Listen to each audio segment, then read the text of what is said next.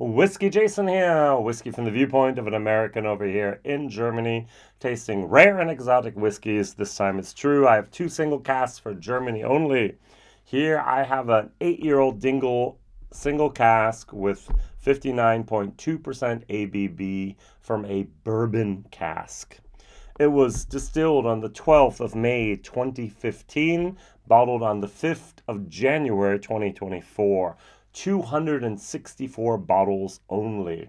So Whiskybase 251908. Over here, we have an 8-year-old Dingle from a Oloroso sherry cask. This was distilled on the 25th of March 2015. This was bottled on the 7th of January 2024. 8 years Oloroso sherry, 59.4. So 2% more ABV, 0.2% more ABV. And we have 348 bottles from that cask. Now, if this was a hogshead, interesting enough that we would only have a angel share over 8 years of 7 liters. So 348 bottles times 0.7, heist 200, heist, that's German, means 243.6 liters. A normal hogshead is 250, so there's less angel share here. Here we actually had 284 liters out of a 200 liter. So 184, sorry. So that was 16 liters. So what we have is, this is a very interesting, for me at least, an interesting example of what happens. Different cask sizes means different aging speeds. Hogshead ages slower than a American standard barrel. A butt ages even slower. I remember the name that I couldn't remember in my German video, a puncheon. So we have port pipes, we have sherry butts, and we have puncheons. Yes, exactly. And we can go all the way down to an octave or to a blood tub, I think is a 30 liter, and so on. Don't worry about that. Quarter cask, 125. Octaves, 85 liters. But a bourbon barrel is usually 200, and a hogshead for sherry is often around 250. Now, I'm saying that because when I tasted these in my German video, spoiler alert, I very much loved this one, and this one came over hot. Even though this is the 25th of March, the 12th of May. So this is younger by 2 months, but yet due to the barrel size, that influences strongly the maturation of, I didn't want to say age, the maturation of the liquid. All right, so I've said this story every single time that I've done a Dingle video in English, I think. Dingle is the reason I have a English YouTube channel. At the very beginning of my journey as a whiskey tuber, I was only a German channel. I only wanted to do German. Other people were doing English videos. And then I realized, especially with the bottles from Dingle, and I have a very strong, I really enjoy the distillery. I really enjoy what they're doing. I really enjoy how they've done that over the last 10 years. I have my heart beats for Dingle, all right, because they were the reason I have an English YouTube channel. No one was talking about in the whiskey YouTube community I knew of back then, 6-7 years ago. I started my German channel 8 years ago. Started my English channel about 6 years ago. No one was talking about the new Irish whiskey distilleries. So they talked about Bushmills, they talked about Jameson, they talked about Redbreast, but hey, the new distilleries, no one was talking about them at all. So for many years, I was the voice of Irish whiskey in the whiskey tube community for the new distilleries. And every year I try to go to Whiskey Live Dublin, and many people come up to me and say, Jason, so thank you so very much for your Irish whiskey reviews. You're one of the few that have done this now over the years, consistent and independently honest. And so, but I do, my heart beats for a Dingle, all right? So, and I love Dingle from a bourbon cask. I cannot tell you how good Dingle from a bourbon cask is. Now the boxes are identical except for the stickers on the front in white.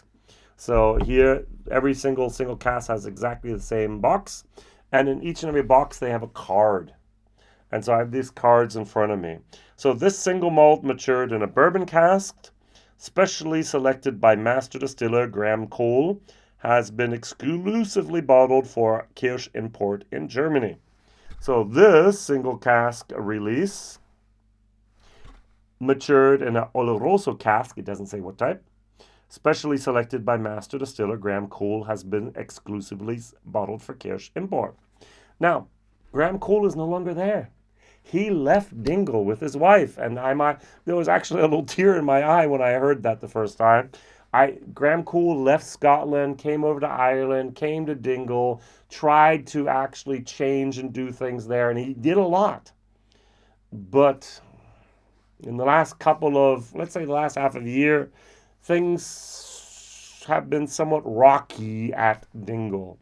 One of my good friends that used to work there as a tour guide's gone. Graham Cole and his wife are gone. A couple other people are gone. They shook things up and changed some things around. Sometimes it's good. We'll see what it means for the future.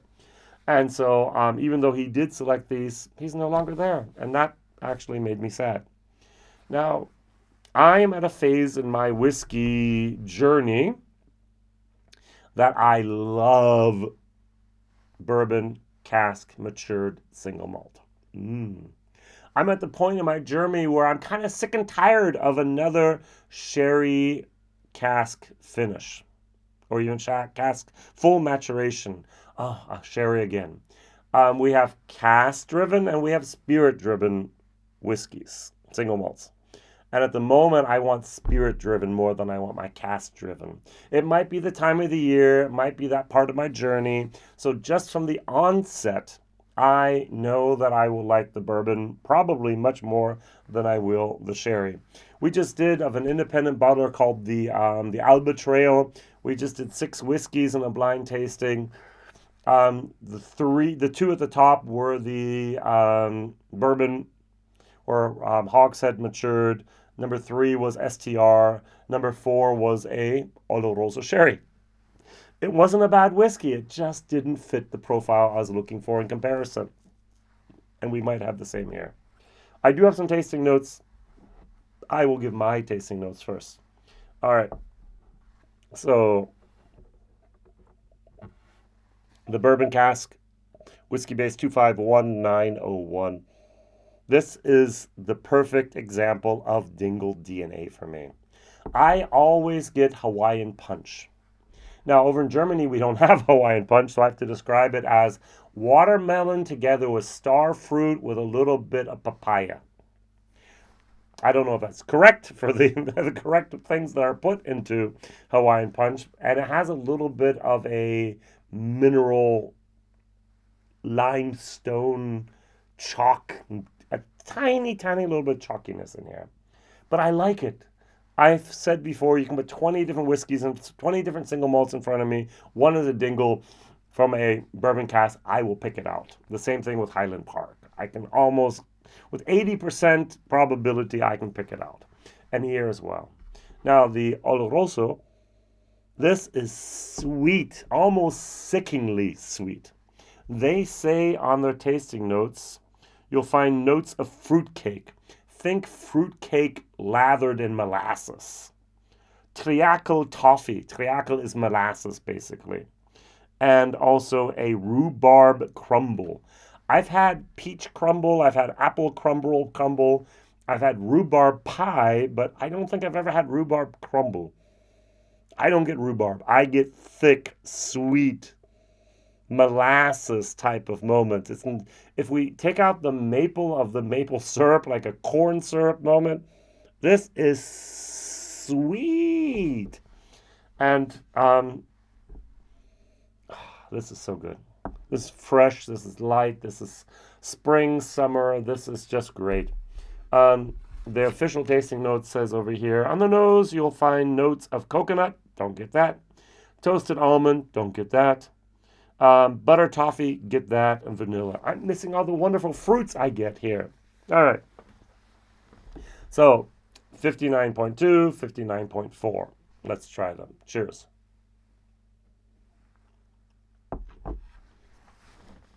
Mm. Mm. There's a little bit of heat, but not much. Oh, that's so good. This is, I said it before, the perfect representation of Dingle DNA. I like Dingle. If you've never had Dingle, go out, find the Dingle single malt. Go to a store, try it, buy it, go to a bar, whatever. This does have here matured in sherry and bourbon casks. The sherry influence is very evident here, but the Hawaiian Punch moment also. I really, really like that. I think that's one of the best single malt Irish whiskeys you can get for under 50 euros at the moment. I think it's 44 or something like that. Wonderful stuff. Have I mentioned the price? Both of these cost each 155 euros. That's almost 20 euros per year. So Whiskey Mystery started doing that about how many euros per year do you have to pay to get that. And 10 euros per year in cask strength single barrel, no problem. So these should, according to my calculations, cost 80 euros. But they're 155, almost double that. Ouch. A little bit too much. Now, the problem is, this is a B to B minus whiskey for me. I really, really like this. Would I go out and buy a new bottle of this? I'm actually considering it.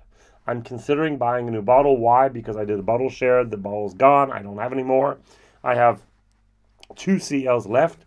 I would like to put this bottle on the shelf, leave it there for a year or two, and do a cask strength Irish whiskey tasting one day and put that in there blind and see what the people say, because I think this is awesome. So, value for money for me, this is a C minus. It's a B to B minus for taste. Very, very good stuff. I very, very much like it. Now, this is not bad, but remember the caveat I gave you? I'm not in the mood for sherry whiskey at the moment as much as I am the authentic, pure, and delicious bourbon matured whiskeys. All right.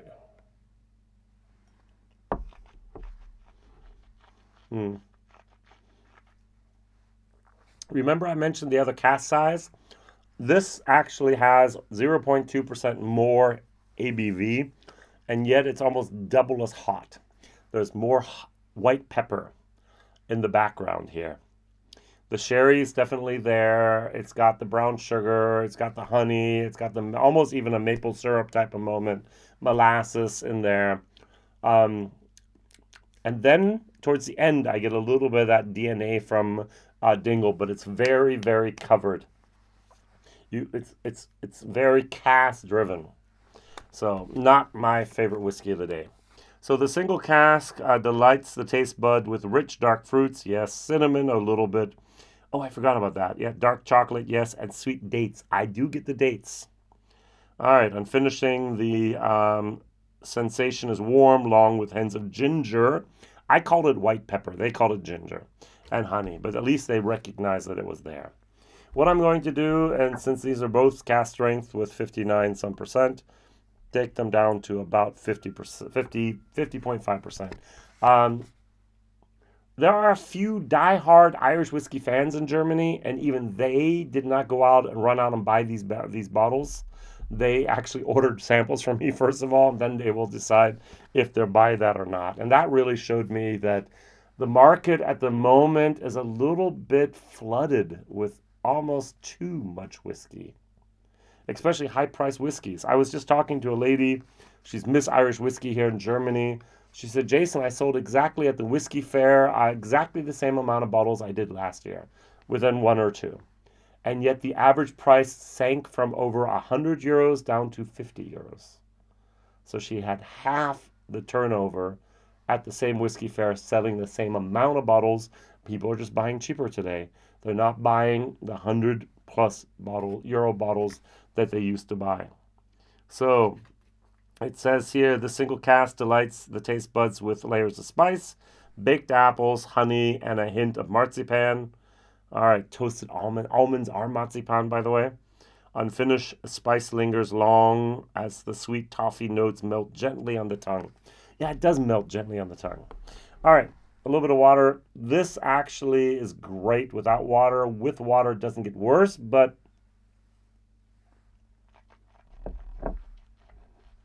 it is more approachable. Wow, that's some good stuff. I really like me some Dingle from a bourbon cask. That is so good. Wow. Jason's happy. Over here, a little bit more of the leather comes through.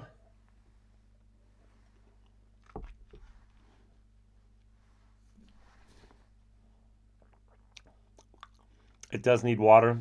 Without the water, it's hot. With the water, you get the honey, you get the dates, and you get the leather. It's a very, very cask-forward whiskey. Almost 2 What do I expect? It's an 8-year-old full maturation in a Oloroso sherry hogshead. I'm adding the word hogsheads, by the way. This is so fast, so much better.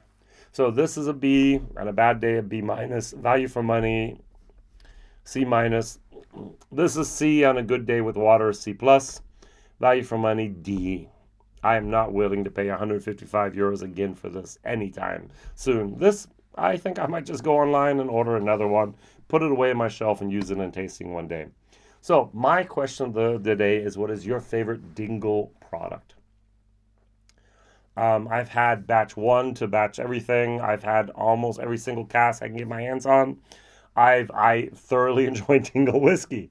All right, so very, very good stuff out there from Dingle, and I will continue to buy it, even though Graham and his lovely wife are no longer there. If that is not your cup of tea, what is your favorite cask strength? Single cask, if possible, cask strength Irish whiskey. Is it going to be Redbreast 12 cask strength, or is it going to be something else? Thank you very much for watching, liking, subscribing, and telling others about this guy over here in Germany tasting Dingle and gushing about it. Yeah, I just really, really enjoyed this. Bye-bye.